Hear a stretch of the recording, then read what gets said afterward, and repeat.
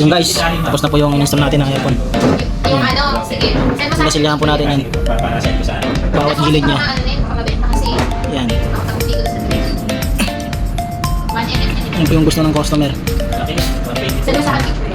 By the way, sa fourth floor nga pala natin sa install guys.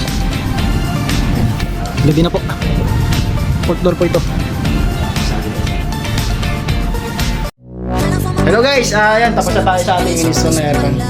Ito nga pala siya. Ito, tatanungin po natin si Sir. Si Sir nga pala isang ano ba? German. German, okay. Sir, what can you say about our service, sir? I only can say thank you so much. I'm totally happy.